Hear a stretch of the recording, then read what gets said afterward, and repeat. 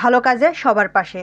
এই স্লোগানকে সামনে রেখে জাহাঙ্গীর ফাউন্ডেশনের উদ্যোগে ১,০০০ অসহায় হতদরিদ্র মানুষের মাঝে ঈদ উপহার বিতরণ করা হয়েছে। আজ মঙ্গলবার ঝিনাইদহের শৈলকুপার ভাটই মাধ্যমিক বিদ্যালয়ের খেলার মাঠে এই ঈদ উপহার বিতরণ করা হয়। ঈদ মানে খুশি, ঈদ মানেই আনন্দ। নতুন কাপড় ছাড়া যেন ঈদ উদযাপনই হয় না।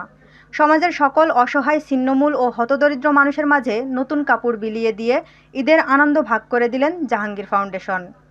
জাহাঙ্গীর ফাউন্ডেশন প্রতিষ্ঠার পর থেকে সমাজের অসহায়, ছিন্নমূল মানুষের জন্য চিকিৎসার জন্য আর্থিক সাহায্য, বৃক্ষরোপণ, শীতবস্ত্র বিতরণ, ভ্যান প্রদান সহ নানা মানবিক কাজ করে যাচ্ছেন। তারই অংশ হিসাবে আজ শৈলকুপার দুধসর ও ফুলহরি ইউনিয়নে ১,০০০ অসহায় নারী পুরুষের মাঝে এই ঈদ উপহার বিতরণ করা হয়। এ সময় উপস্থিত ছিলেন জেলা আওয়ামী লীগের সদস্য, সাবেক ছাত্রনেতা, জাহাঙ্গীর ফাউন্ডেশনের প্রতিষ্ঠাতা জাহাঙ্গীর হোসেন। আরও উপস্থিত ছিলেন জেলা আওয়ামী লীগের শিল্প ও বাণিজ্য বিষয়ক সম্পাদক ও দুধসর ইউনিয়নের চেয়ারম্যান শাহাবুদ্দিন সাবু, দুধসর ইউনিয়ন আওয়ামী লীগের সভাপতি গোলাম সরোয়ার, ইউনিয়ন আওয়ামী লীগের সহসভাপতি দেলোয়ার হোসেন সহ আওয়ামী লীগ, যুবলীগ ও ছাত্রলীগের নেতাকর্মীরা।